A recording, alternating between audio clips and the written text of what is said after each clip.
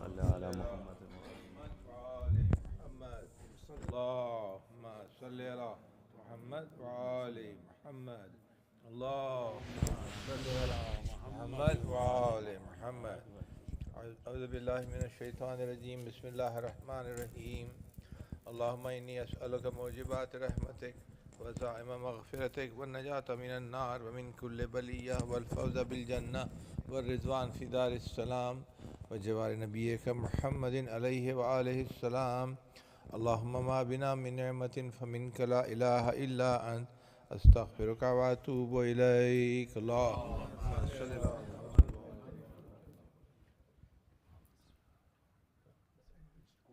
الله أكبر.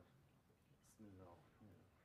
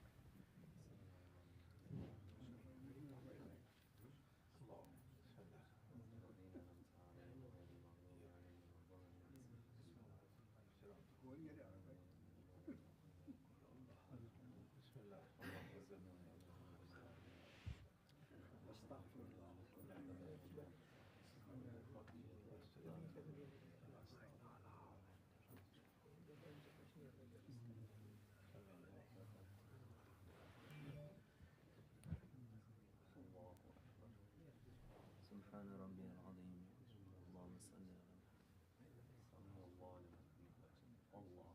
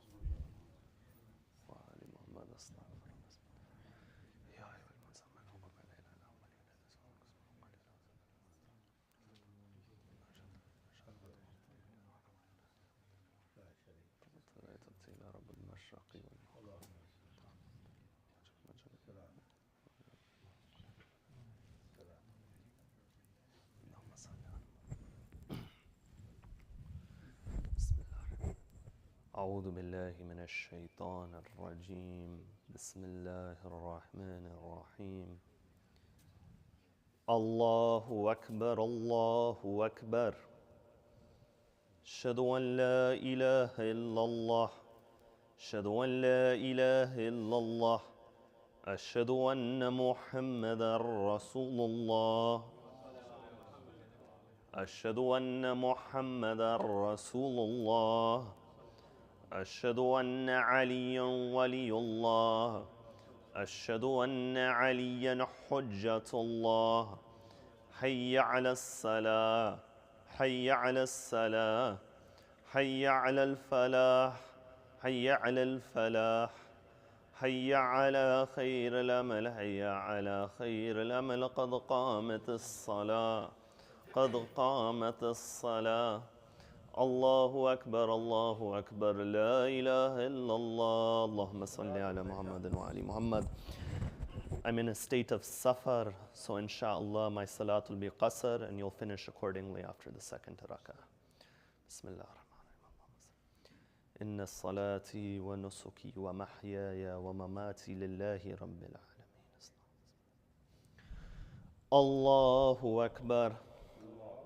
بسم الله الرحمن الرحيم. الحمد لله رب العالمين الرحمن الرحيم مالك يوم الدين. إياك نعبد وإياك نستعين اهدنا الصراط المستقيم صراط الذين أنعمت عليهم غير المغضوب عليهم ولا الضالين. بسم الله الرحمن الرحيم. إنا أعطيناك الكوثر فصل لربك وانحر إن شانئك هو الأبتر. الله أكبر. سبحان ربي العظيم وبحمده. اللهم صل على محمد وآل محمد. سمع الله لمن حمده. الله أكبر. سبحان ربي الأعلى وبحمده. اللهم صل على محمد وآل محمد. الله أكبر. أستغفر الله ربي وأتوب إليه. الله أكبر. سبحان ربي الأعلى وبحمده. اللهم صل على محمد وآل محمد. الله أكبر.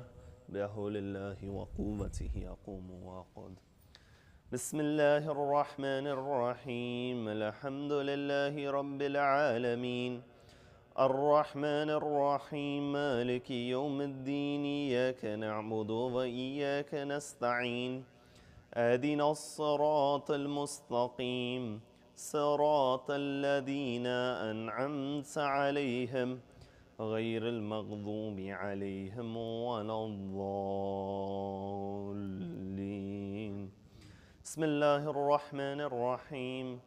قل هو الله أحد الله الصمد لم يلد ولم يولد ولم يكن له كفوا أحد. الله أكبر.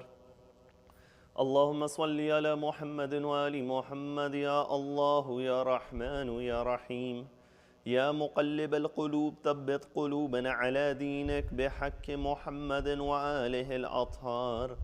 الله أكبر.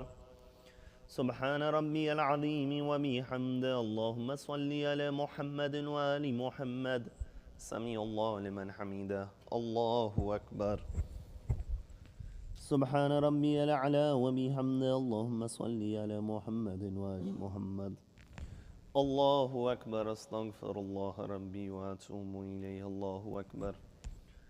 سبحان الله سبحان الله سبحان الله سبحان ربي الأعلى وبحمده. اللهم صل على محمد وآل محمد وعجل فرجهم. الله أكبر. الحمد لله. أشهد أن لا إله إلا الله وحده لا شريك له وأشهد أن محمدا عبده ورسوله. اللهم صل على محمد وآل محمد. السلام عليك أيها النبي ورحمة الله وبركاته. السلام علينا وعلى عباد الله الصالحين. السلام عليكم ورحمة الله وبركاته. الله أكبر. الله أكبر. الله أكبر.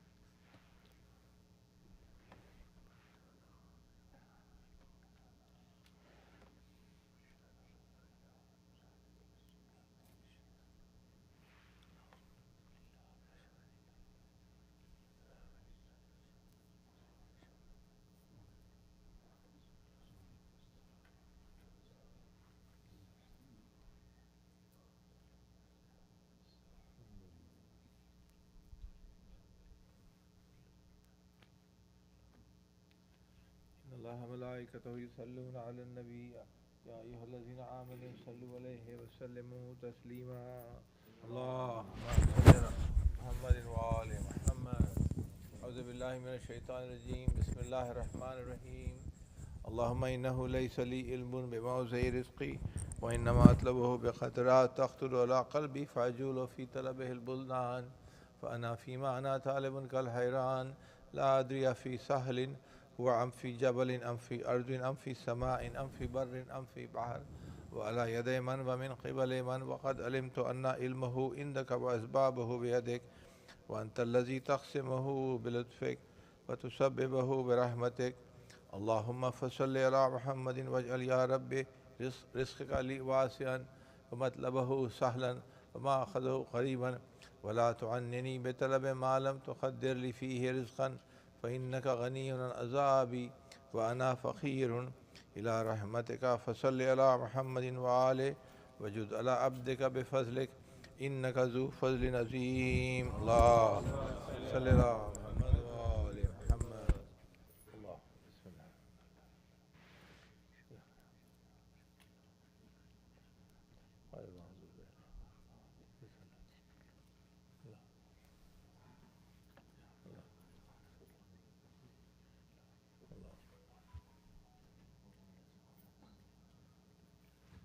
الله الله بسم الله مالك يوم الدين الصراط المستقيم غير المغضوب عليهم بسم الله إن الإنسان لفي خسر وتواصوا بالحق وتواصوا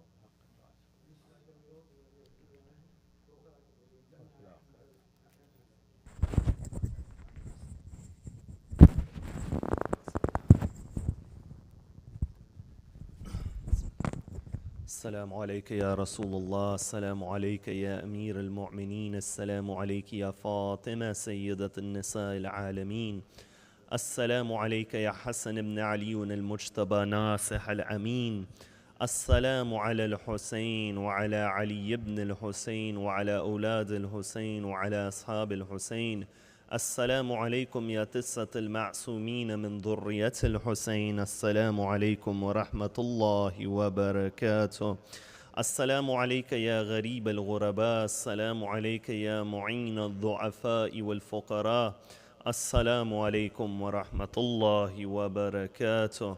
السلام عليك يا مولاي صاحب الزمان، السلام عليك يا شريك القرآن وكعبة الإيمان، عجل الله تعالى فرجه وسهل الله تعالى مخرجه، السلام عليكم ورحمة الله وبركاته.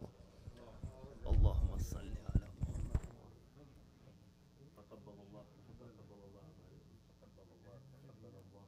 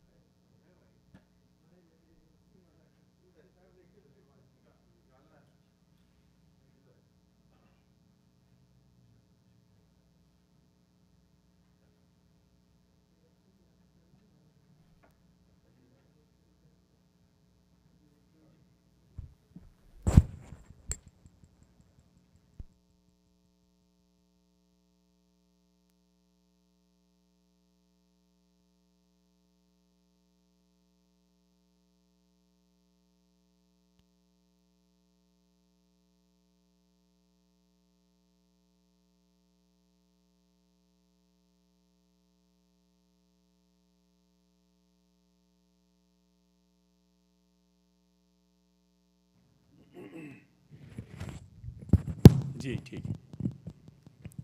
پر محمد وآل محمد صلوات صلی اللہ محمد وآل محمد وجل.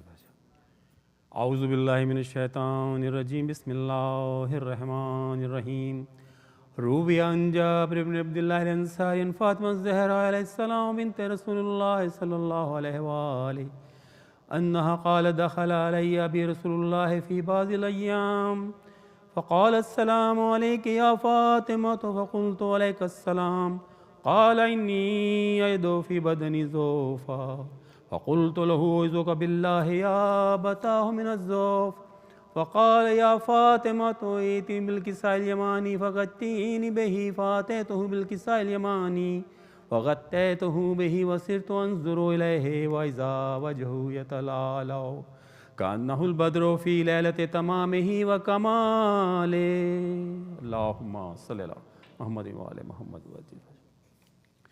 فما كان إلا ساعة وإذا بولد الحسن قد أقبل وقال السلام عليك يا أمه فقلت عليك السلام يا قرة عيني وثمرة فؤادي فقال يا أمه إني أشم عندك رائحة طيبة كأنها رائحة جد رسول الله فقلت نعم إن جدك تحت الكساء فأقبل الحسن نحو الكساء وقال السلام عليك يا جداه يا رسول الله أتأذن لي أن أدخل معك تحت الكساء وقال وعليك السلام يا ولدي ويا صاحب حوزي قد أذنت لك فدخل معه تحت الكساء. صلوات اللهم صل على محمد وآل محمد. وما كان إلا ساعة وإذا بولد الحسين قد أقبل وقال السلام عليك يا أمه فقلت عليك السلام يا ولدي ويا قرة عيني وثمرة فؤادي وقال لي يا أمه إني أشم عندك رائحة طيبة كأنها رائحة جد رسول الله صلى الله عليه وآله فقلت نعم إن جدك وأخاك تحت الكساء فدنا الحسين نحو الكساء وقال السلام عليك يا جدة يا رسول الله صلى الله عليه وآله وسلم السلام عليك يا من اختاره الله وتأذن لي أن أدخل معكما تحت الكساء وقال وعليك السلام يا ولدي ويا شافع أمتي قد أذنت لك فدخل معهما تحت الكساء. صلوات اللهم صل على محمد وآل محمد وجل. فأقبل عند ذلك أبو الحسن علي بن أبي طالب عليه السلام وقال السلام عليك يا بنت رسول الله فقلت وعليك السلام يا أبا الحسن ويا أمير المؤمنين وقال يا فاطمة إني أشم عندك رائحة طيبة كأنها رائحة أخي وابن أمي رسول الله فقلت نعم ها هو مع ولديك تحت الكساء فأقبل علي نحو الكساء وقال السلام عليك يا رسول الله أتأذن لي أن أكون معكم تحت الكساء قال له عليك السلام يا أخي ويا وسي وخليفتي وصاحب لوائي قد أذنت لك فدخل علي تحت الكساء. اللهم صل على محمد وآل محمد.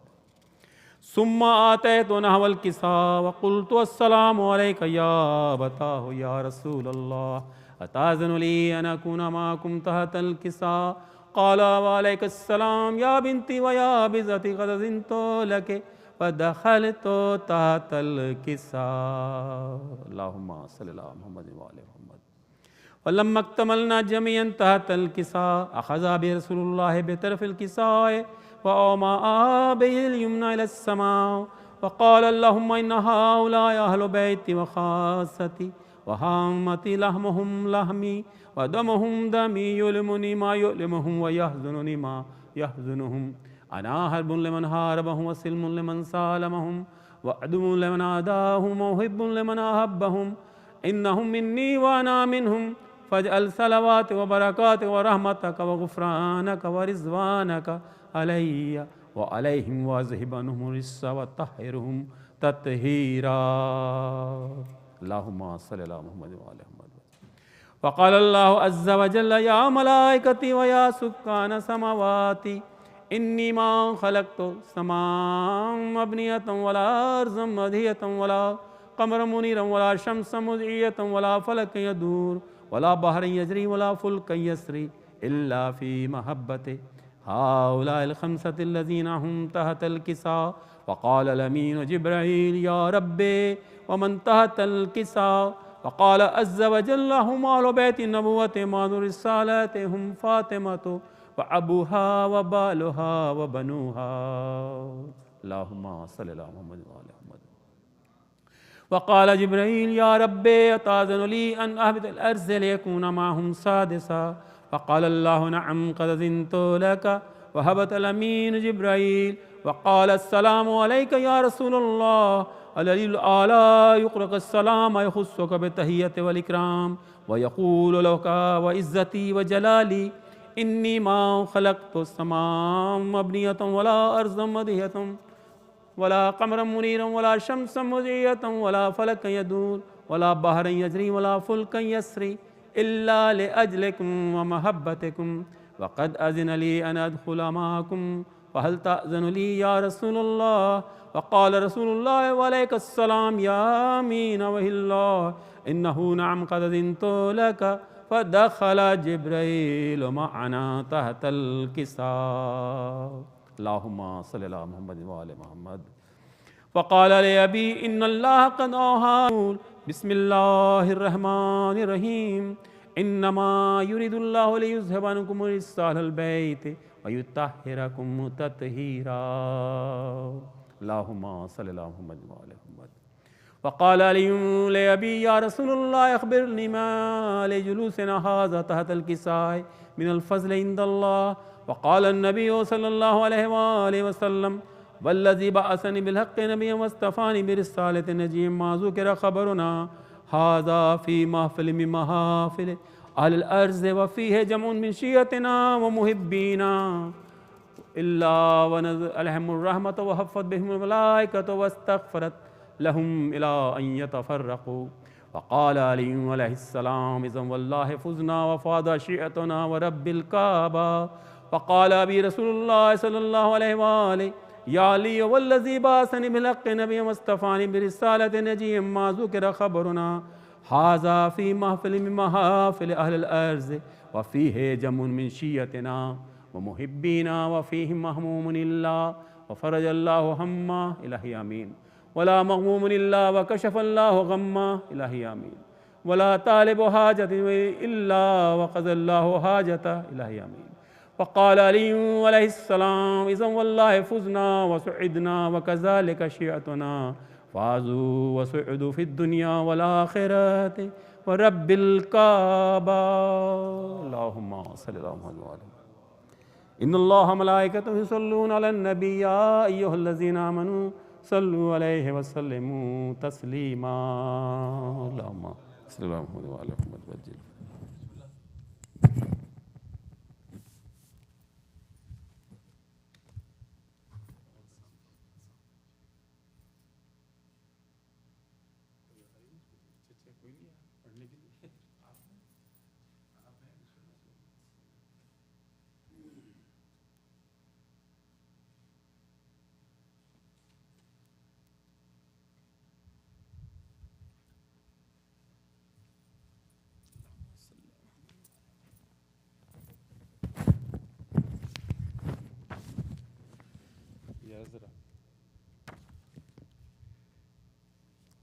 یہ سلام سے پہلے ایک چھوٹا سا یہ قطعہ ہے ڈاکٹر غضنفر جعفری صاحب شاعر جعل بیت.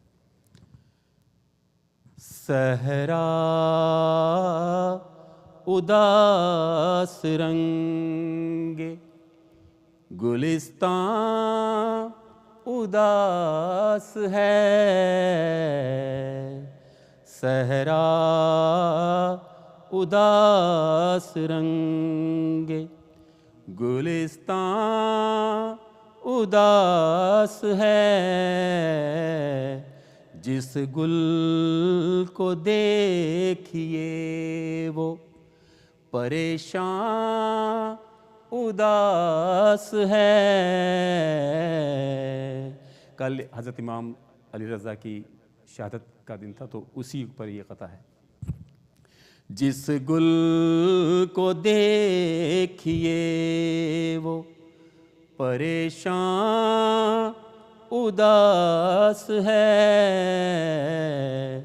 صحرا اداس رنگ، ہر شے میں معجزن ہے، امام رضا کا غم،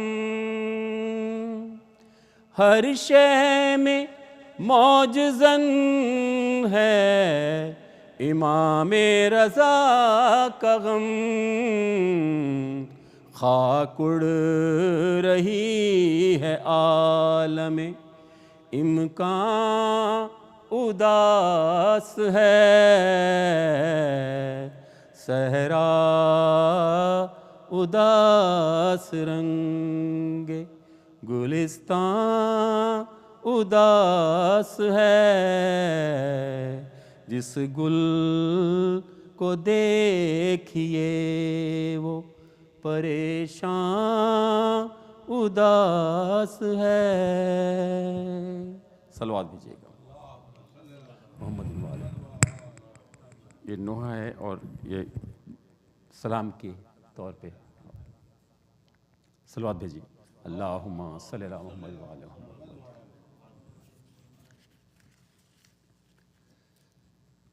پڑے ہیں بے کفن لاشیں کہیں، بیٹے کہیں بھائی، پڑے ہیں بے کفن لاشیں کہیں، بیٹے کہیں بھائی، پرائے دیس میں زینب پہ کیسی شام غم آئی، وہ پہلی رات تھی غربت میں جب اصغر جدا سویا، وہ پہلی رات تھی غربت میں جب اصغر جدا سویا، کٹی نہ مادر دلگیر سے اس شب کی تنہائی، پڑے ہیں بے کفن لاشیں، بہن کی یاد میں کچھ اس طرح تڑپا ہوا دل تھا، بہن کی یاد میں کچھ اس طرح تڑپا ہوا دل تھا، سینہ بھی سینہ اکبر سے گھبرا کر نکل آئی، پڑے ہیں بے کفن لاشیں، اور گلا کٹتا رہا شبیر کا آغوش مادر میں، گلا کٹتا رہا شبیر کا آغوش مادر میں، دل زہرا سے پوچھو شمر کے خنجر کی گہرائی، دل زہرا سے پوچھو شمر کے خنجر کی گہرائی، اور دیا سجاد کو لوگوں نے یوں مظلوم کا پرسا، دیا سجاد کو لوگوں نے یوں مظلوم کا پرسا گلے میں طوق ڈالا پاؤں میں زنجیر پہنائی پڑے ہیں بے کفن لاشیں اٹھا ایک شور پانی لے چلے عباس خیموں میں اٹھا ایک شور پانی لے چلے عباس خیموں میں سکینہ دوڑ کر بے شیر کا کوزہ اٹھا لائی پڑے ہیں بے کفن لاشیں نہ چھینو فاطمہ زہرا کی چادر بڑھ کے زینب سے نہ چھینو فاطمہ زہرا کی چادر بڑھ کے زینب سے کہ ہے مظلوم کا مقتل میں بے گورو کفن بھائی پڑے ہیں بے کفن لاشیں اور نظر آتا نہیں اکبر ذرا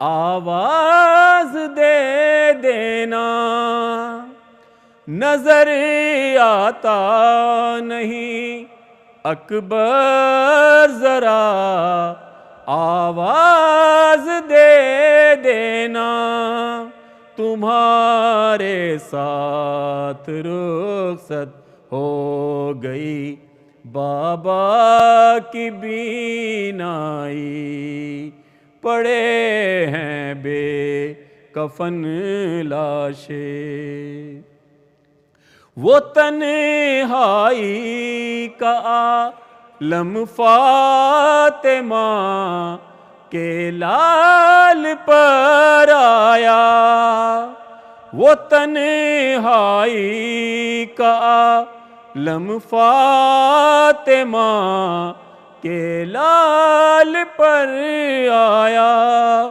جوان بیٹے کا لاشا اور نہ تھا عباس سا بھائی پڑے ہیں بے کفن لاشیں کہیں بیٹے کہیں بھائی صلوات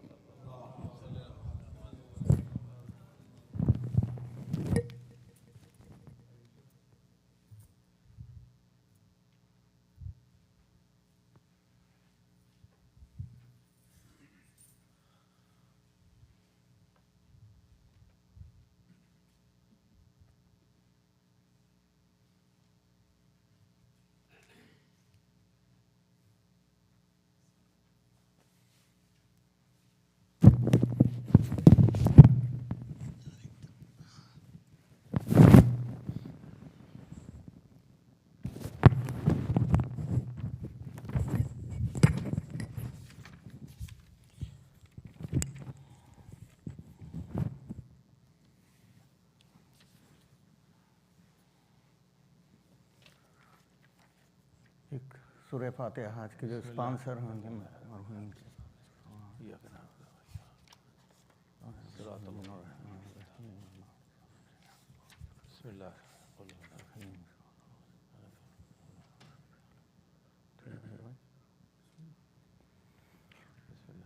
جب گل ہوا چراغے حرم قید شام میں یعنی سکینہ مر گئی یاد امام میں دیکھے ستم یزید کے دربار عام میں شیخ سلام کو گئی دارالسلام، شیخ سلام کو گئی دارالسلام، دنیا میں داسرت ملا داد خواہ کو، جا کر نشاں تماچوں کے دکھلائے شاہ، جا کر نشاں تماچوں کے دکھلائے شاہ کو، گل پڑ گیا حسین کی عاشق نے کی خزاں، بانوں نے نبض دیکھی تو پایا نہ دم، ذرا چلائی صدقے جاؤں، مجھے دے گئیں دغا اپنی کہیں نہ میری سنی، ہائے کیا کیا اپنی کہیں نہ میری سنی، ہائے کیا کیا، اصغر کو کچھ پیام بھی میں نے دیا نہیں، تم چل بسی اور اماں نے رخصت کیا، تم چل بسی اور اماں نے رخصت کیا نہیں، بابا کی پیاری اماں کی پیاری زباں کو کھول، لائی ہوں شربت میری پیاسی دہاں کو کھول، مارو رہی ہے دیدے گوہر فشاں کو کھول، ماں بندے گلے سے نہ جاری، ماں بندے گلے سے نہ جاری، ماں کو کھول، دادی کڑیں گی بی بی کی زلفیں سوالوں، لو اٹھو یہ پھٹا ہوا کرتا اتار، لو اٹھو یہ پھٹا ہوا کرتا اتار لوں، اصغر کی بھولی باتیں سناؤ نثار ماں، اکبر کا ذکر کر کے رلاؤ نثار ماں، سیلی کا نیل ماں کو دکھاؤ نثار ماں، بابا کو جا کے در پہ بلاؤ نثار، بابا کو جا کے در پہ بلاؤ نثار ماں، ماتم کے غلغلے ہیں نا رونے کے جوش ہیں، بی بی جو خاموش ہے تو سب خاموش، بی بی جو خاموش ہے تو سب خاموش ہے، او منہ ڈھانپنے کا وقت ہے، پچھلا پہر ہوا، بابا کو تیرے روتی ہوں، اٹھ سا دے میرا کرتے سے منہ کو ڈھانپ کے، پہلو میں بیٹھ جا، ماں کی بیٹی اماں کو آواز دے، اماں کی بیٹی اماں کو آواز دے سنا، ماتم سرائے گھر تھا تیرے بین کرنے سے، زندان سونا ہو گیا بی بی کے مرنے، زندان سونا ہو گیا بی بی کے مرنے سے، یہاں کس کے پاس رہتی شہ کربلا نہیں، بی بی کے ناز اٹھانے کی خاطر چچا نہیں نادار، ماں ہے بھی پانی نہیں اور غذا نہیں، پر اب کفن کے واسطے مطلق خریدا نہیں، پر اب کفن کے واسطے مطلق خریدا نہیں، اماں کے پاس رہنے سے ایزا اٹھا چکی، بی بی تماچے کھا چکی گردن، بی بی تماچے کھا چکی گردن بنا چکی، تم نے جو شام سے میرے زانوں پہ سر دھرا، میں سمجھی تھی کہ کانوں کا کچھ درد کم ہوا ہی ہے آج سونے کو، خود میری محل خواہش درد لا دوا کی خبر تھی نہ مطلق، اس درد لا دوا کی خبر تھی نہ مطلق، آباد گود کی تھی میری خالی کرنے کو، سوئی تھی آج پاس میرے بی بی مرنے کو، سوئی تھی آج پاس میرے بی بی مرنے کو، اکبر جدا نہ ہوتے تھے بابا سے ایک دم، اصغر سے اور تم سے بہلتا تھا میرا غم، اب نا امید ہو گئے، دونوں طرف سے ہم دکھیارے میرے دکھ کی صدا کھائیں گے، دکھیارے میرے دکھ کی صدا کھائیں گے ستم، اور تقدیر کیسی پھر گئی مجھ خستہ حال کی، تم 6 مہینے کے گئے وہ 4 مہینے کے گئے تم 4 سال کے۔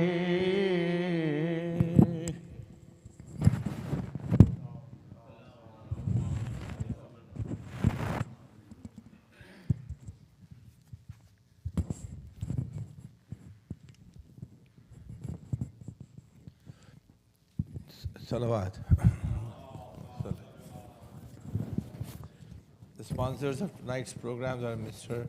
Mukhtar Haider and Dr. Azra Haider. Please recite a Surah Fatiha for their family members, Sayyid Zulfiqar Haider, Sayyid Jawad Haider, Sayyid Shamshad Haider, Sayyid Riyazuddin Haider, Fatima Sughra, Zakiya Mehdi, Sayyid Inayat Hussain, Sayyid Shujaat Hussain, and Jumla Marhumin wa Marhumat. Bismillah. إياك نعبد وإياك نستعين صراط المستقيم غير المغضوب عليهم ولا الضالين بسم الله الرحمن الرحيم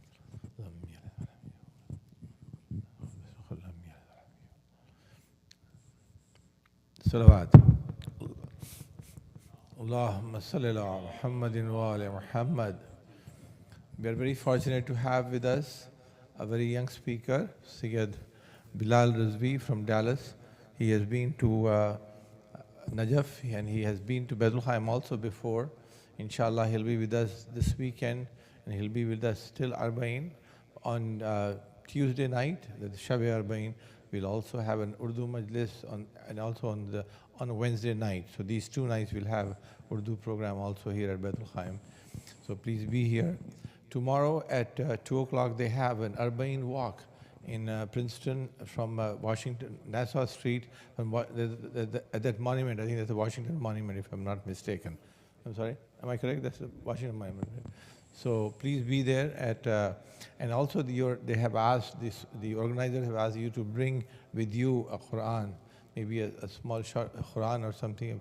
So please do carry a Quran with you at 2 p.m. tomorrow, and on Nassau Street in Princeton, New Jersey tomorrow, the Arba'in walk, inshallah. With a loud salawat, let's welcome Sayyid Bilal Haider. Allahumma salli ala Muhammad wa ala salli ala Muhammad wa ala.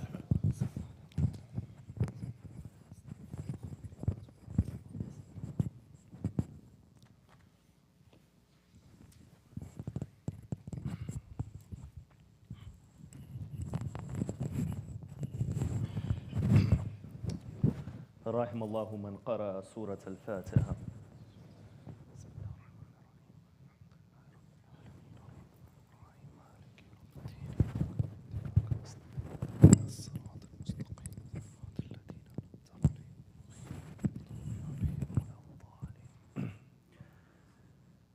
أعوذ بالله من الشيطان الرجيم. بسم الله الرحمن الرحيم. الحمد لله رب العالمين، والحمد لله الذي هدانا لهذا وما كنا لنهتدي لولا أن هدانا الله، والصلاة والسلام على إمام القبلتين ونبي الحرمين وأفضل الثقلين وجد الحسن والحسين الذي سمي في السماء بأحمد وفي الأرض بأبي القاسم محمد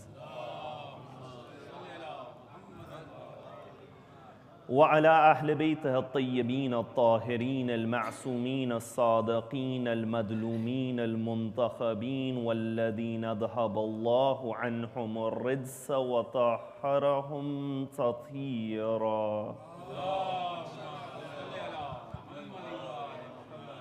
اللهم صل وسلم وزد وبارك على صاحب الدعوة النبوية والسولة الحيدرية والاسمة الفاطمية والحلم الحسنية والشجاعة الحسينية والعبادة السجادية والمآثر الباقرية والآثار الجعفرية والعلوم الكاذمية والحجج الردوية والجود التقوية والنقاوة النقوية والهيبة العسكرية والغيبة الإلهية اللهم عجل فرجه وسهل مخرجه أما بعد فقد قال الله في كتابه الكريم بسم الله الرحمن الرحيم هو الذي خلقكم من طين ثم قضى أجلا وأجل مسمى عنده ثم أنتم تمترون صدق الله العلي العظيم. For the love of Ahlul Bayt alayhim as-salam, sallu ala Muhammad wa ali Muhammad. For the love of Fatima al-Zahra, a second salawat ala Muhammad wa ali Muhammad. To give the Imam of our time our condolences as we approach the Arba'een of his grandfather, a louder salawat ala Muhammad wa ali Muhammad. One of the unique features of man is that he is able to go beyond this material realm of his experience and ask questions which are related to a dimension that is higher. And based upon that, we find that there are certain questions which are universal and mankind has been asking since the onset. And amongst those questions that regardless of what society you go to or what time period you reside in, is the question pertaining to death and the nature of the realm beyond. That's why when we look across different philosophical schools of thought and we look around different faith systems, everyone has offered some form or another of insight into this question of what lies beyond this realm. Whether it was the philosophers of ancient Greece, whether it was the Stoics of ancient Rome, whether it was the theologians of medieval Europe, or whether it is the intellectuals of today, everyone has offered some sort of insight into this question. For example, when you look at an individual like Socrates or Socrates, when he was asked about death, he would say that death is the separation of the soul from the body. And the function of the soul is to understand. Thus, anyone who wants to understand the truth, they have to go through death, so the soul is not limited. You find this was one understanding. Another individual who lived in ancient Greece gave a completely opposite understanding by the name of Epicurus. Epicurus, he said that obviously you and I have not experienced death. And if we have not experienced death, then we do not know about it. And if we do not know about it, then we do not have the right to speak about it. You see that this is a completely opposite understanding, but it is still a form of an insight. You know, when you go farther, there was an individual in ancient Rome by the name of Cicero. Cicero, he said that when a person dies, either there is a hereafter or there is nothing. If there is a hereafter, then you are going towards your destination. And if there is nothing, then at that situation, at the very minimum, your pain is ended. So in this regard, you find different individuals have approached this question in different manners. That's why those individuals who examined the topic of death, some of them examined it historically, that what are the historical viewpoints towards death. Others analyzed it from the examination of anthropology, that what are the different rights that human communities they give towards a person who has died. But then others have offered a deeper insight. That is why when you come to the world's religious traditions, the world's religious traditions have offered an answer on death which is not found in any other branch of study. Why? Because there are many things in our aqaid and our belief we can rationally understand. Rationally, we can establish the wujud and the existence of Allah. And we can establish the necessity of the prophets and the imams. But can you rationally establish what will happen after death? No, in this endeavor, we are dependent on the source material, on the text, on wahi, on revelation. And in that regard, when you come to Islam and the school of Ahlul Bayt alayhimus salam, you find that there is a very profound understanding of death which is offered. As in when Amir al-Mu'mineen Ali ibn Abi Talib alayhi salam, when the Imam says, Wallahi, labnu Abi Talibin anasu bil maut min at-tifli bitadya ummihi, that by Allah, the son of Abu Talib is more familiar with death than a child is with the bosom of its mother. This goes to show that this individual has a profound understanding of death. And reality, a person who has such an understanding, only that individual at the moment of his death can say, Fustu wa Rabbil Kaaba, that by the Lord of the Kaaba, I have become successful. You see, when we look at one of the qualities of the ashab of Imam al-Hussein, and many of the fadail and the virtues of Ahlul Bayt in general, they stem from the fact that these individuals understood death, and because they understood it, they did not fear it like you and I. When Rasulullah on the day of Khaybar, he describes Amir al-Mu'mineen, what does he say? He says, La u'tiyanna rayata ghadan rajulan karraran wa ghayra farrarin. That tomorrow I am giving the alam to a man who is brave, he doesn't run away. An individual can only be karrar and ghayra farrar when that individual has a comfort with the concept of death. No further than that, when we look on the day of Ashura, in Biharul Anwar, there is a rajaz, a battlefield poetry which is ascribed to Aba Fadl Abbas. And in that line, Aba Fadl Abbas alayhi salam, he says, La arhabul maut idal mautu raka. That I do not fear death when death it approaches. Hatta owari bil masaliti laka. Even if I am covered under the swords, I do not fear death. Nafsi li nafsil Mustafa at-tahr waka.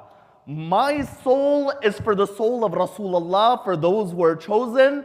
Inni anal Abbas aghdu bisaka. So you find in these lines, Aba Fadl Abbas, he demonstrates his comfort with death. And that is why when it comes to this question of why mankind fears death, at the first level we recognize that the fear of death is something which is natural. But at the second level, there are one of two reasons why one may be consumed by this fear. The first of those reasons is that they do not understand the mahiyya, the quiddity, the reality of death. And in this regard, there is a tradition of Imam Ali al-Hadi, salawatullahi wa salamu alayhi, where the Imam demonstrates that one of the causes of an excessive fear of death is not understanding it. You see, there was one companion of the Imam who was ill. And when he was ill, the Imam noticed that there was a great amount of worry upon his face. So the Imam says to him that, why are you worried? He says that my illness may lead to death, thus I am worried. In other words, the fear of death was more painful than the illness in and of itself. The Imam in this narration, he demonstrates that if a person has a proper concept of death, at one level, the fear of death can be minimized. Even though it is natural, it is still there. it is minimized from one level.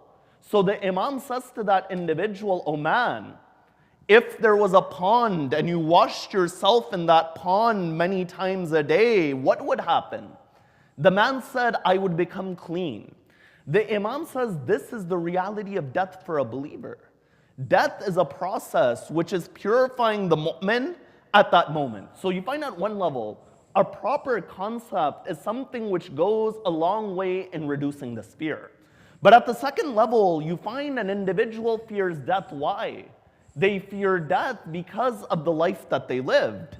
You know, the Quran in Surah Al-Jum'ah, in chapter 62, verses 6 and 7, it says, قُلْ يَا أَيُّهَا الَّذِينَ هَادُوا إِن زَعَمْتُ أَوْلِيَاءُ لِلَّهِ مِن دُونِ النَّاسِ فَتَمَنَّوُا الْمَوْتَ إِن كُنتُمْ صَادِقِينَ. The Quran says, O Prophet, say to the Jews, that if you think you are the chosen ones of Allah, then the sign of being the chosen ones of Allah is that you desire death. وَلَا يَتَمَنَّوْنَهُ أَبَدًا بِمَا قَدَّمَتْ أَيْدِيهِمْ. But the reason they will never desire death is because of what their hands have sent forth. In other words, because of their deeds. That these individuals, they lived a life of hypocrisy. They lived a life where they knowingly went against the command of Allah. And because of that, you find that they will always remain in a state of death, because that is that moment when the reality has become clear. That's why when you look in the Quran, you find the Quran time and time again, in numerous verses, has referred to the concept of death and reminded mankind of his mortality. But there is one verse of the Quran which approaches death in relation to predestination and free will. And it presents an aspect of death which is not found in other verses, because it approaches the question that when it comes to our lifespan, how long we live, does the human being have any free will in this regard, or is it completely predestined by Allah? And that verse is Surah Al-An'am, chapter 6, verse number 2. Over here within this verse, Allah, He says, هُوَ الَّذِي خَلَقَكُم مِّن طِينٍ. That Allah has created you from clay. ثُمَّ قَضَى أَجَلًا. Then after that, He has decreed an end for you. وَأَجَلٌ مُسَمَّى إِنْدَهُ. The Quran over here in this ayat, it does something very interesting. At the first level, it says Allah has decreed an end for you.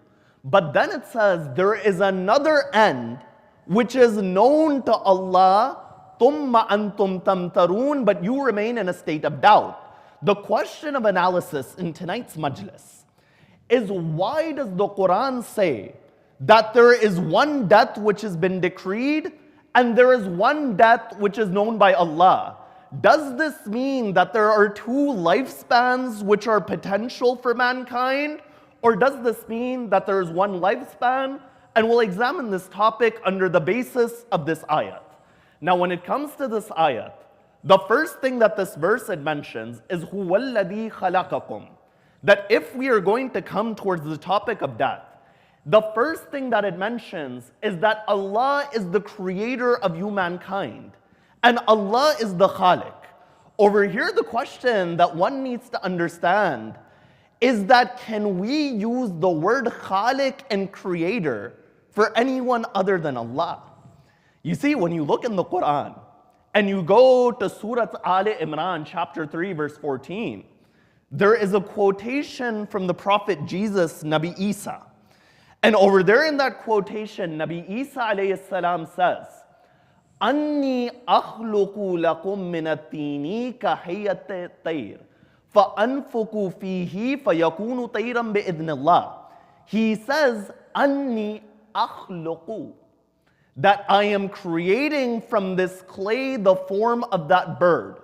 And when I breathe into that bird will become real by the permission of Allah. Over here in this ayat, Nabi Isa uses the verb from which the word khalq, it stems from creation. So you find zahiran, from the apparent level, the Quran seems to imply that there are other individuals who have the quality of khalq and creation. Now I'll give you another example. Suratul Mu'minun, chapter 23, verse 14. In that verse, Allah, He mentions the stages of the creation of the human body. And after He mentions those stages, He says, فَتَبَارَكَ اللَّهُ أَحْسَنُ الْخَالِقِينَ. That free from defects is Allah, the best of creators.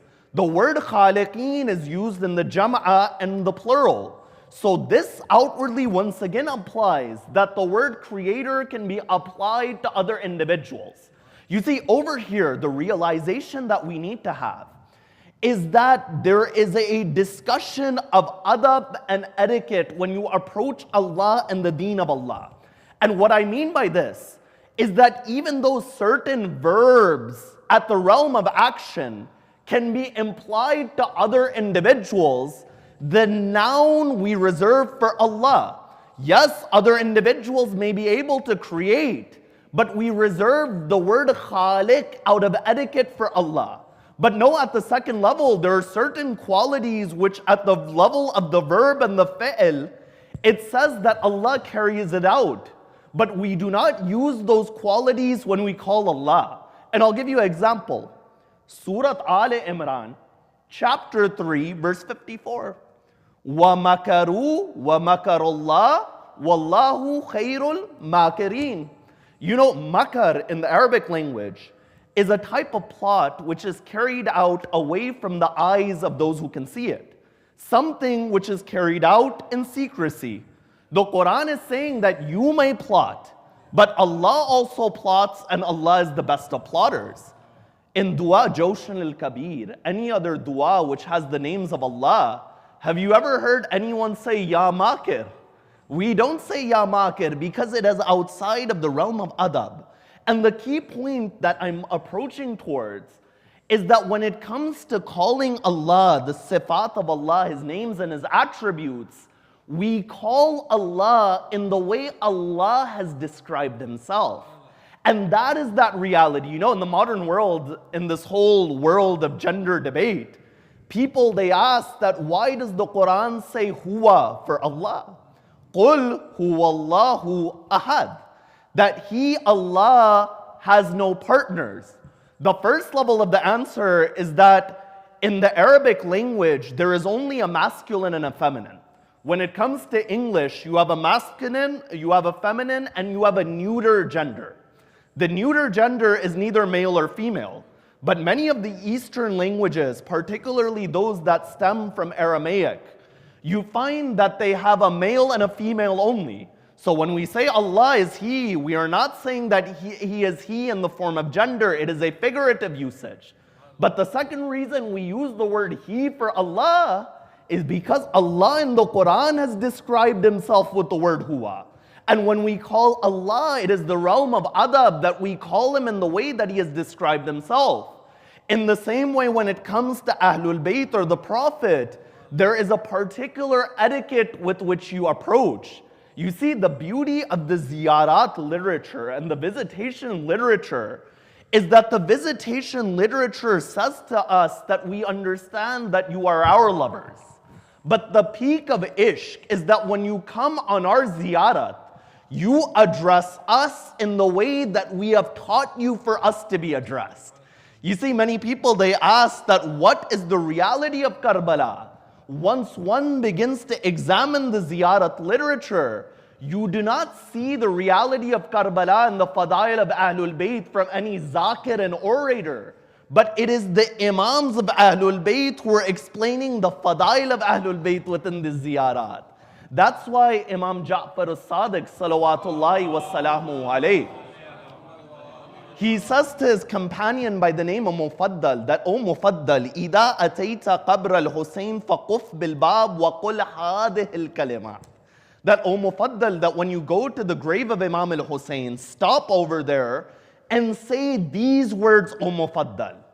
And then he says, فَإِنَّ لَكَ بِكُلِّ كَلِمَةٍ كِفْلًا مِنْ رَحْمَةِ اللَّهِ.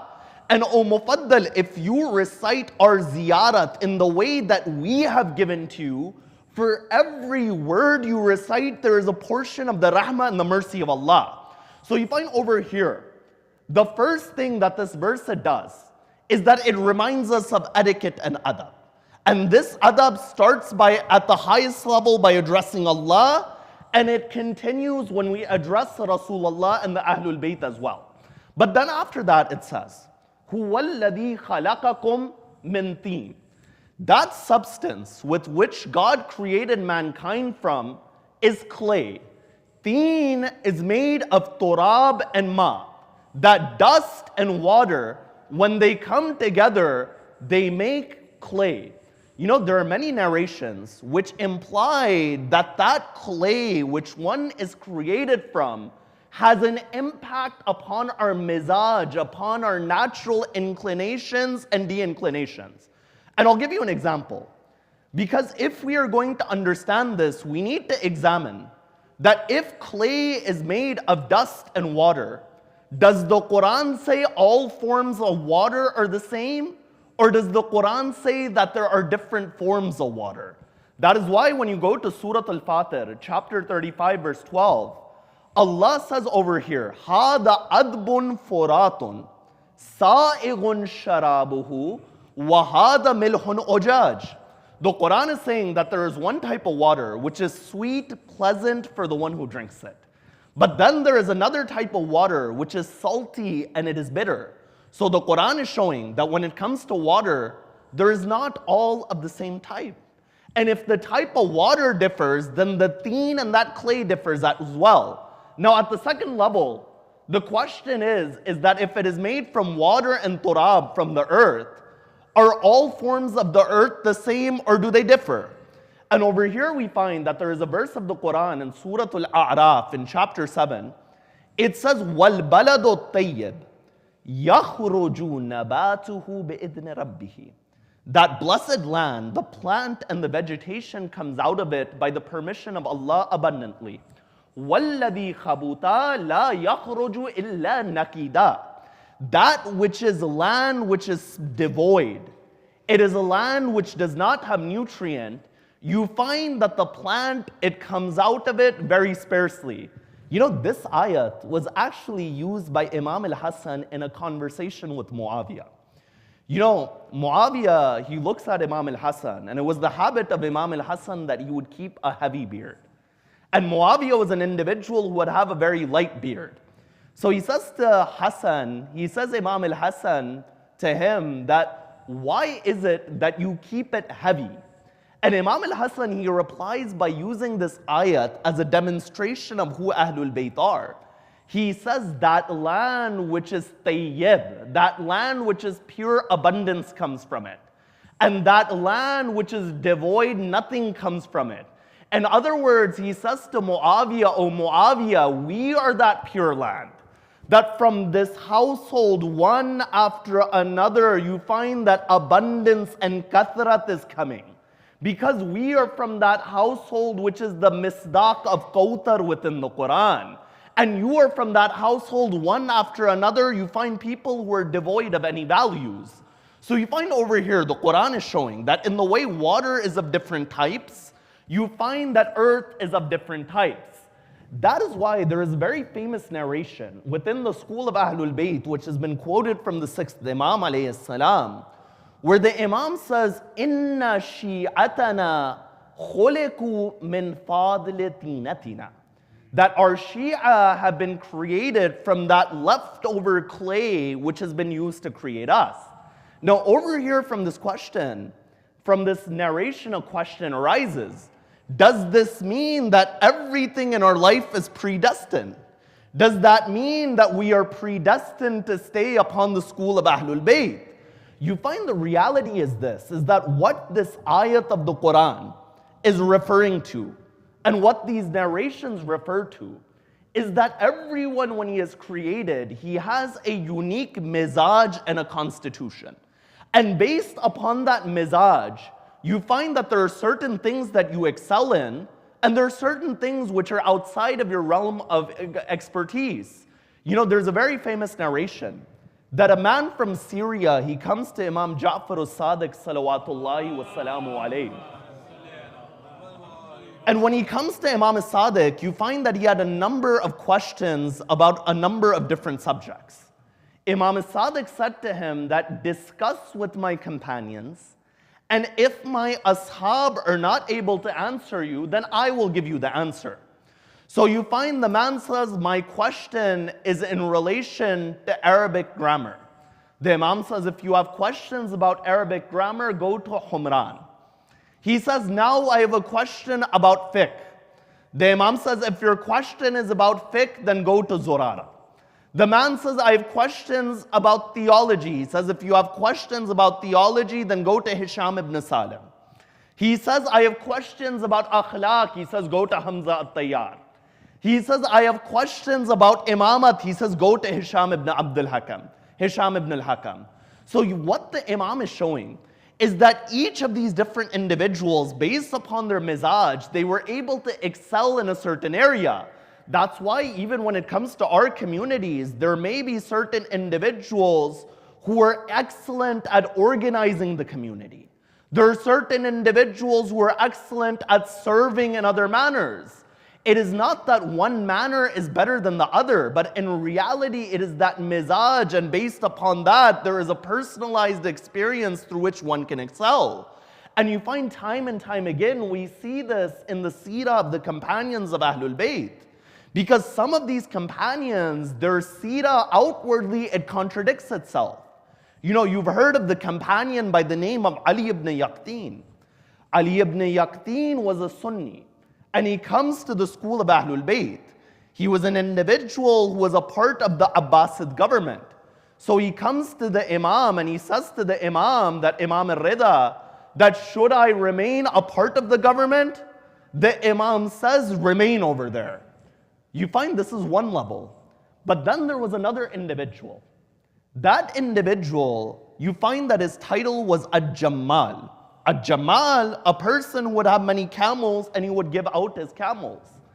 It's stated that Harun al-Rashid rents a camel from this individual, but he doesn't pay him up front. So Imam al-Qadim, when he sees him, he says to him that I heard that you rented your camel to Harun al-Rashid. He says yes. Then he said to him that has Harun paid you or not paid you? He says that Harun hasn't paid me. He says that, do you wish that he remains alive so that when he comes on his journey, he pays you what is yours? The companion says, yes, I wish that he's alive. The Imam says, what type of individual are you that you are wishing that a zalim and oppressor remains alive? You see, Zahiran, this is very different than the seerah of Ali ibn Yaqteen. No, even in the companions of Rasulullah, Salman takes a governor position in Madain under the second caliph. But Abu Dhar al-Ghafari is the one who would stand in front of the palaces of the Khulafa and he would say, these individuals who hoard the gold and the silver. So you find the point that comes up after the first point of Khaliqiyya is that this deen which Allah has created from you has a profound impact upon your mizaj and upon your nature. But after Allah mentions this, then he comes to the crux of the analysis.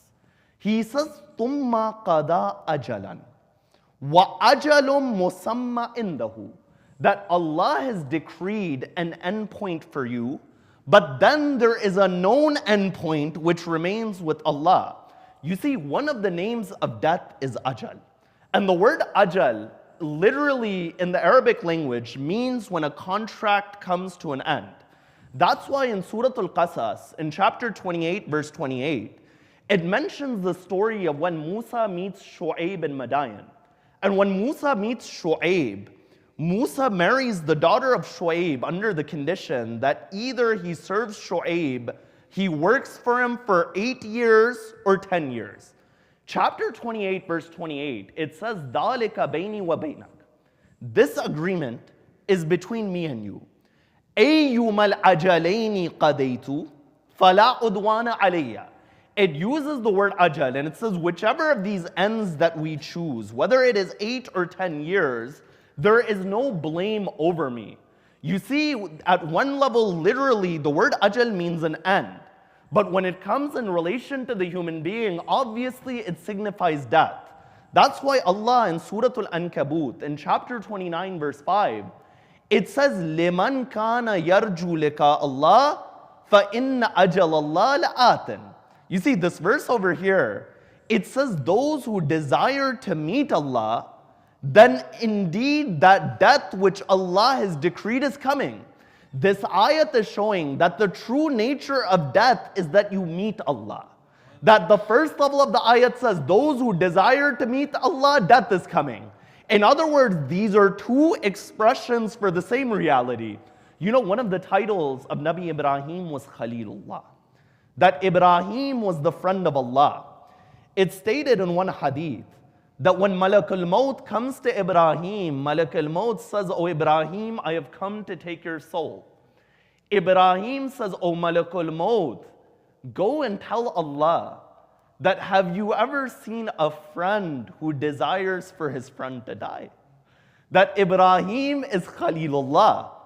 So when Malakul Maut returns to Allah, Malakul Maut says, "Oh Allah, this was the reply of Ibrahim."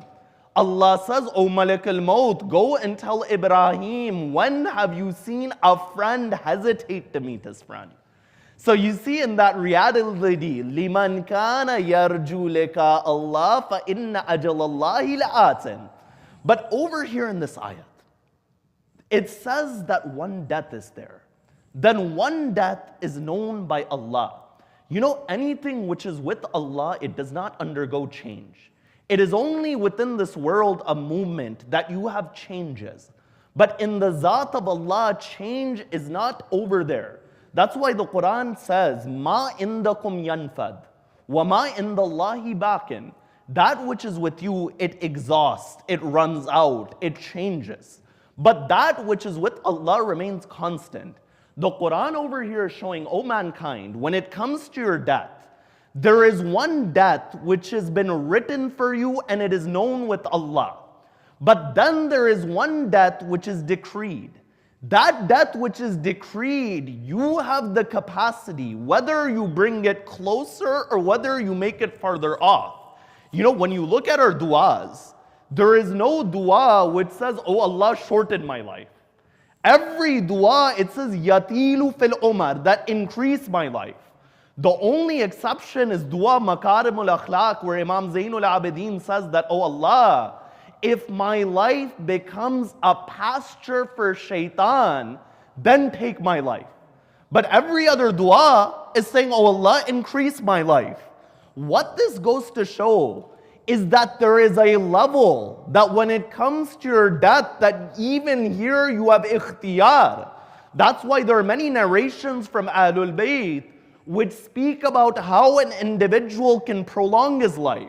For example, one narration will say silatul rahim, that an individual, the stronger his ties with his family are, Allah increases the life of that individual to that death date which is with him that doesn't change. Another narration will say sadaqah and giving charity, for example. You know, one day Imam Zainul Abidin is seen in Medina, salawatullahi wa salamuhu alayhi. And when he's seen in Medina, a man by the name of Ajani, he sees that the Imam has a bag upon his shoulder and there is something within the bag. So Ajani, he says to Imam Zainul Abidin that, "Are you going on a journey?" The Imam says, "Yes, I am going on a safar. I am going on a journey." So next day, Ajani, he sees Imam Zainul Abidin in Medina again. On his shoulder is a bag. Paraphrasing in my own words, he says that, "I thought you were going on a journey, but you are still in Medina." The Imam says, "Ajani, ana fi safar ila al-akhirah," that I am in a journey to the hereafter. And what is upon my bag is my material and my provision. You know, whenever anyone goes on a journey, they don't go empty-handed. Ajani says, "What do you mean?" He says, "This is that bread which I give to the fuqara of Medina." You know, Amir al-Mu'mineen gives a powerful example in Nahjul Balagha. He says that, imagine, this isn't the exact quotation, but it is a paraphrasing of that narration. The Imam says that, imagine that you're going on a travel.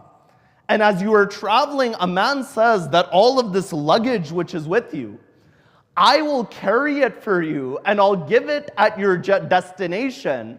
and I'll give you even more than you had. Is there anyone who wouldn't take that offer? At the first level, you don't have to carry the burden of this luggage. And at the second level, when you give to your destination, he'll give you even more. The Imam says this is the reality of sadaqah and charity when you give in the way of Allah. That sa'il and that faqir, he is carrying your luggage for the day of judgment. And when he returns it to you on the day of judgment, Allah will give you more than what you gave to that individual. So you find in this reality, sadaqah increases the life of an individual. And what all of these demonstrations, what all of these demonstrate is that, oh human being, dua has a powerful reality in your life. You know, many people, they ask that why couldn't Allah just decree one death date? That death date, it doesn't move at our level, and it's the end of the discussion. If Allah decreed one day of death for you, and that death cannot be moved, then you find what is the point of dua? Dua, it comes in, dua has a powerful impact. And you find in Islamic theology, we have the concept of bada'ah. The concept of bada'ah, it states that even though nothing changes in the knowledge of God, but at the level of enacting that command, God can change his decree. You know, there's a very interesting verse of the Quran. And that verse of the Quran, it describes the Jews. You see, the Jews of that time in their theology, they had a belief that when Allah decreed something, it was game over. Meaning your actions can't change your state, your du'as can't change your state, nothing can change you. And the Quran, it says, وَقَالَتِ الْيَهُودُ يَدُ اللَّهِ مَغْلُولَةٌ. That the Jews, they say the hands of Allah are tied. In other words, Allah has decreed it. Allah is tied, Allah is bound, Allah is limited by his decree. But the Quran, it says, after that, غُلَّتْ أَيْدِيهِمْ. It is not the hands of Allah which are tied, but rather you have tied yourself by your ideology. وَلُعِنُوا بِمَا قَالُوا. And la'nat is being sent upon you for what you used to say. بَلْ يَدَاهُ مَبْسُوطَتَانِ يُنْفِقُ كَيْفَ يَشَاءُ. But in reality, the hands of Allah always remain open. And when the hands of Allah remain open, Allah, he can give however he wants to give. So you find in the final analysis, the reality of death when it comes to the human being is that yes, at one level our death is decreed, but in a certain capacity based upon the life we live, one is able to further off that date of death and the quality of his life, and one is able to bring it closer towards him as well. And you find that the most powerful description that this ayat it gives is that it says that this ajal and this end is the qada and the decree of Allah. You see, what did Imam al-Hussein say at the shahadat of his 6-month infant? He said, Inna lillahi wa inna ilayhi raji'un wa ridan biqada'ihi wa tasliman li'amrih. That when it comes to the qada and the decree of Allah, I am pleased. And when it comes to the command of Allah, I have submitted. You see, many of the issues that we see in our lives and we see even in Islamic history is because individuals were not ready to submit to the decree of Allah.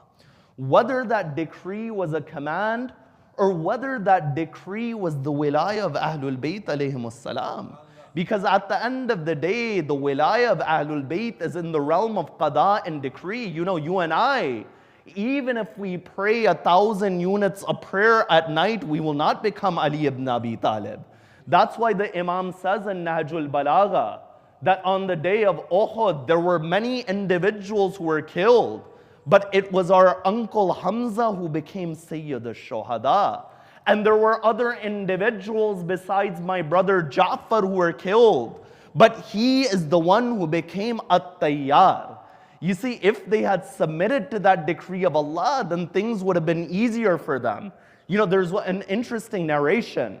It's quoted by Allama al-Hilli in a book called Minhajul Karama fi Ma'rifat al-Imama. And Allama al-Hilli, he quotes a Shafi'i jurist who wrote a book called Manaqib of Ahlul Bayt by the name of Ibn al-Maghazali. Ibn al-Maghazali, he states that one day Rasulullah was in Medina. And Rasulullah is in front of his companions. And as he's in front of his companions, they see that there is some sort of object in the sky, that there was a star which was falling, or there was a meteor, or some astronomical object. They began to say, "Oh Rasulullah, what is this?"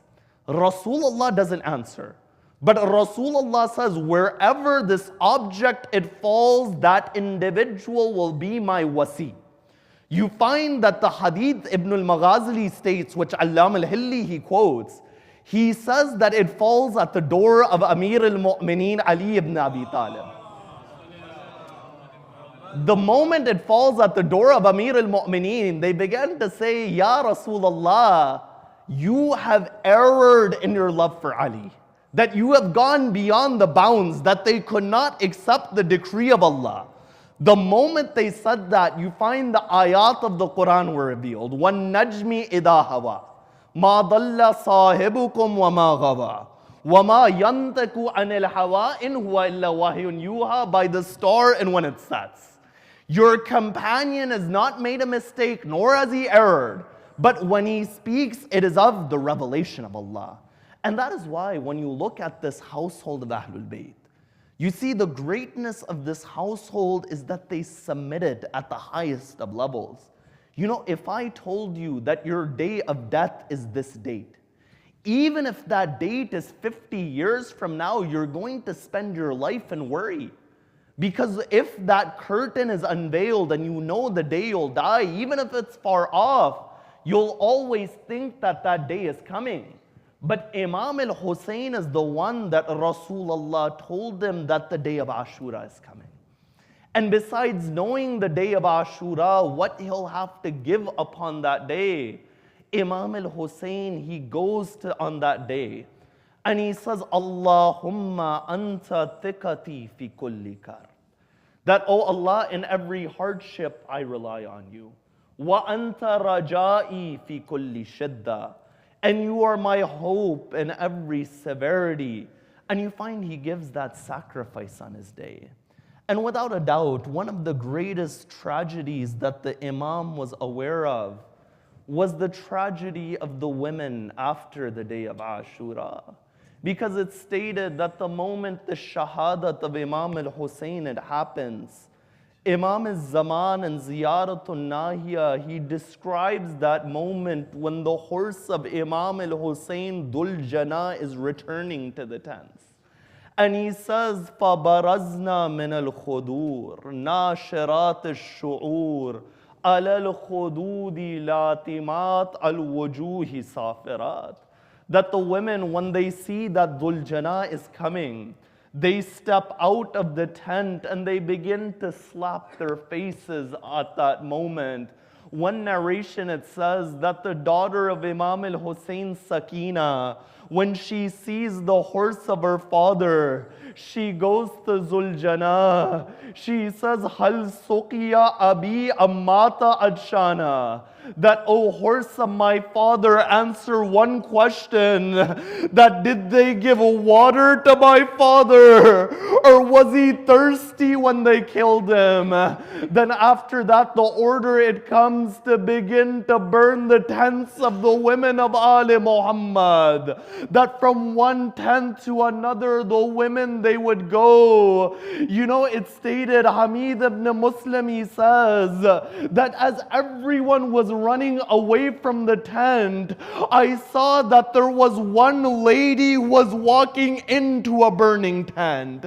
And I said to myself that what must have she left? That who would walk into such a tent? He says that as I'm watching, a moment it comes that as she comes out of the tent, there was a young man upon the back of that lady. That on that night of Sham-e Ghariba, that Sayyida Zainab, she brings Imam Zainul Abidin upon her back. No, after that, you know the Masaib. You know, on the 11th of Muharram, Sayyida Zainab, she says to Shemar, oh Shemar, do not take us in between the Maqtal and the battlefield. Because these women, they cannot handle to see the bodies of their loved ones. But you know what Shemar he does? He takes them through the battlefield. And as they go through the Maqtal, each of the women would go through the body of their beloved. That Layla would go to the body of Ali Akbar. And Ramla would go to the body of Qasim. And Kulthum would go to the body of Abbas. But it's stated that as each woman would go to the body of their children, of their beloved, Sayyida Zainab only goes to the body of her brother. And she says, oh my brother, I want to kiss you at this moment, but I don't know where. There is not a spot which is not covered in wounds. At that moment, she begins to recite lines of ziyarat. And she says, Assalamu ala al-Husayn al-Madloom. Salam be upon my oppressed brother. Al-Maqtul. Al-Majru' al-Adshana. The one who was thirsty when they wounded him. Al-Madboom min al-Qafa fi yawmi Ashura. Then she says, Salam be upon my brother, the one that when they cut his neck, they didn't cut it from the front of his neck. But when they cut the neck of Abu Abdullah, from the back of the neck they began to cut. Alladhi ghusluhu kadamahu. The one whose ghusl was done with his blood, and the one whose kafan was the khak of Karbala. ألا لعنة الله على القوم الظالمين سيعلم الذين ظلموا أيام منقلب ينقلبون. Ya Allah, we ask through the right of Ahlul Bayt, wherever the followers of Ahlul Bayt are in difficulty, help them. Wherever they're sick and ailing, cure them. Ya Allah, there are many who have requested du'as, many have hajat, many are in difficulty. Ya Allah, through these blessed days, Ya Allah, grant their hajat. Ya Allah, allow us to go and grant us the ziyarah of Imam al-Hussein, in particular the ziyarah of Arba'een. Grant us the shafa'ah and the intercession of Imam al-Hussein on the Day of Judgment, and hasten the reappearance of the one who will avenge the blood of Imam al-Hussein, Matam al-Hussein.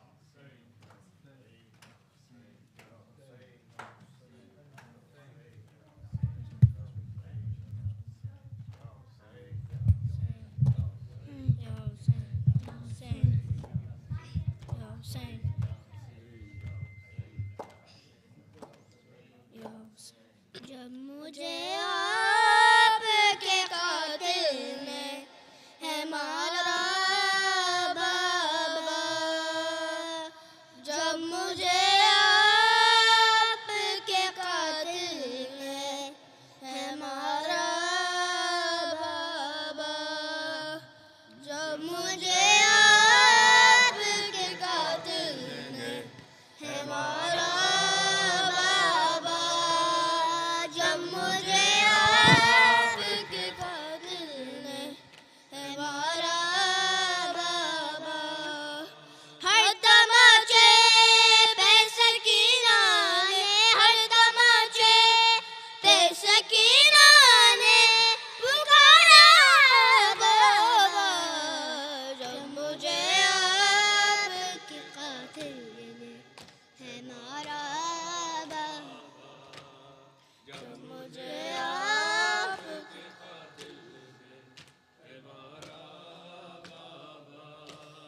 मुझे बाहों से पकड़ कर तमाचे मारे, मुझे बाहों से पकड़ कर तमाचे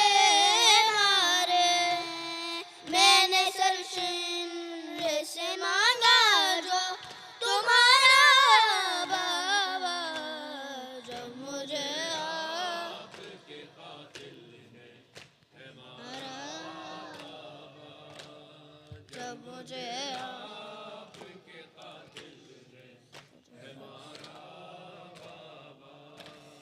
वो जो दुनिया अपने तोहफे में मुझे बख्शे थे, वो जो दुनिया अपने तोहफे में मुझे बख्शे थे, उनको बेदर्द से जालिम ने उतारा बाबा, जब मुझे आपके कातिल ने मारा बाबा। Do you know आपके सीने? मारा आपके सीने पे आराम से सोने वाली, आपके सीने पे आराम से सोने वाली, सो के अब खाक पे करती है गुजारा बाबा, जब मुझे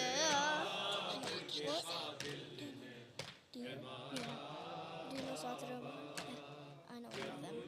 आपके कातिल है मारा बाबा, नौके नेज़ा पे उसे देखूं तो देखूं कैसे, नौके नेज़ा पे उसे देखूं तो देखूं कैसे, मेरा असग़र था मुझे जान से भी प्यारा बाबा, जब मुझे I don't know what that is. I don't know that. I know this though. के कातिल है हमारा बाबा, साथ रहमानों के रोया गया है मुझको, साथ रहमानों के रोया गया है मुझको, चूरे जख्मों से बदन मेरा है सारा बाबा, जब मुझे आपके कातिल है मारा बाबा, या हुसैन।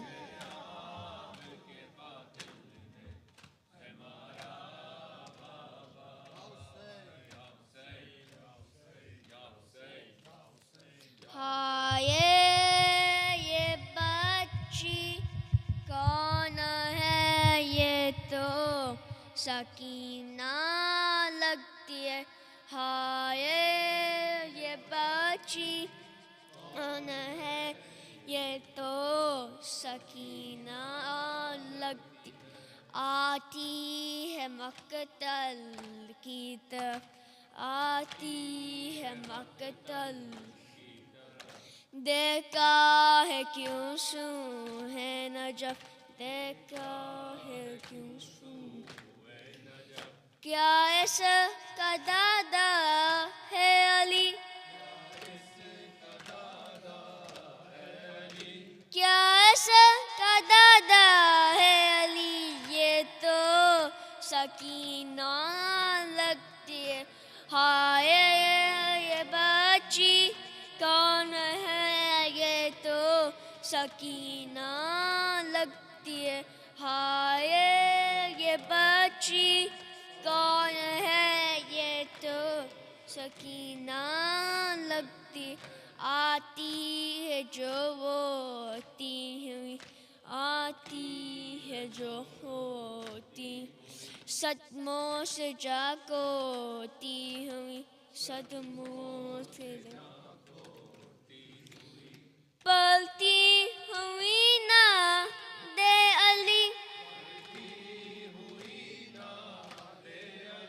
पलती हुई ना दे अली, ये तो सकीना लगती है, हाँ ये बच्ची कौन है, ये तो सकीना लगती है, हाँ ये बच्ची कौन है, तो सकीना लग, کیوں وہ کی جاتی ہے یہ وہ کی جاتی کیوں سسکیاں لیتی ہے یہ کیوں سسکیاں کیا مل گیا اس کا کوئی کیا مل گیا اس کا کوئی یہ تو سکینہ لگتی ہے ہائے یہ بچی کون ہے یہ تو سکینہ لگتی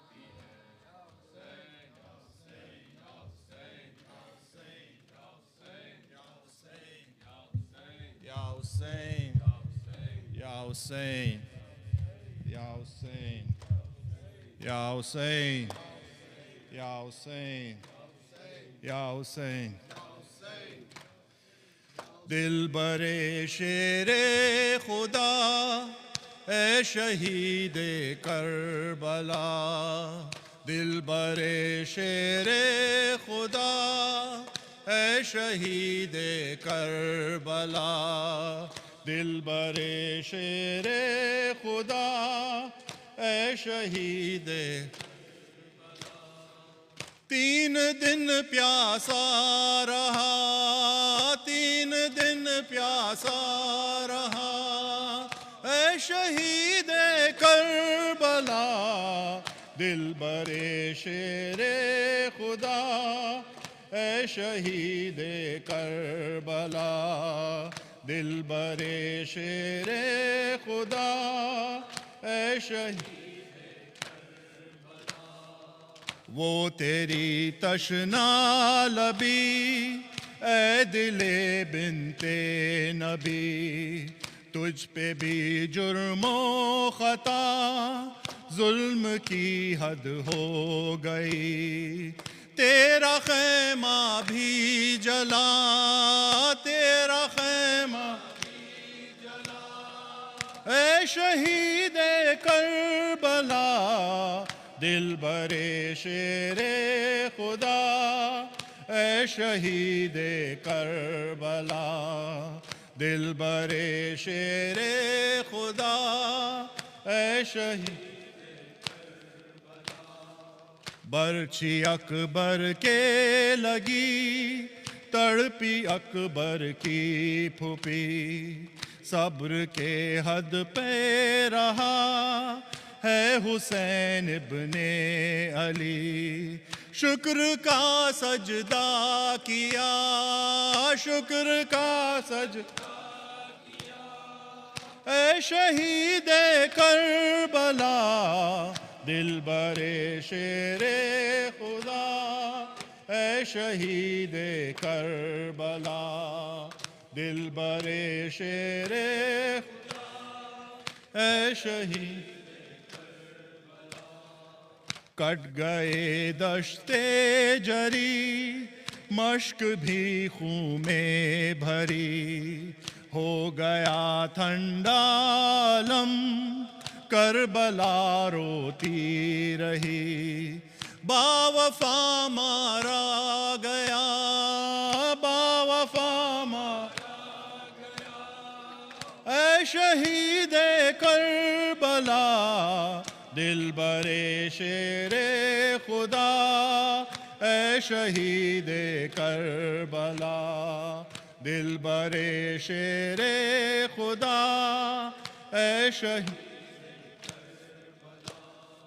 تیر گردن پہ لگا بے زباں مارا گیا کوئی بتلاتا نہیں کیا تھی بچے کی خزاں اس کا جھولا بھی جلا اس کا جھولا بھی جلا اے شہید کربلا دل برے شیر خدا اے شہید کربلا دل برے شیر خدا اے شہید کربلا تین دن پیاسا رہا تین پیاسا رہا اے شہید کربلا دل برے شیر خدا اے شہید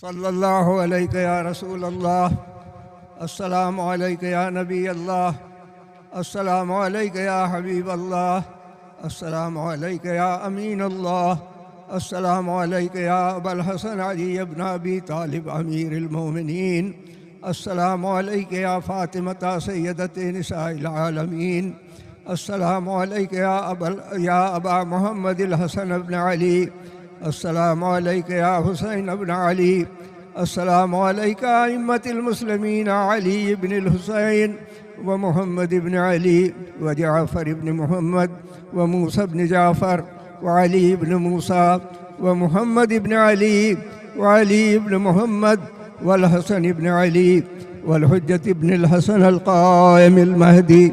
السلام عليك يا صاحب العصر والزمان، الأمان الأمان الأمان من فتنة الزمان. السلام عليك يا شريك القرآن، السلام عليك يا إمام الإنس والجان. عجل الله فرجك وسهل الله مخرجك وظهورك ورحمة الله وبركاته. اللهم صل على محمد وآل محمد. اللهم قل لوليك الحجة بن الحسن صلواتك عليه وعلى آبائه في هذه الساعة وفي كل ساعة وليا وحافظا وقائدا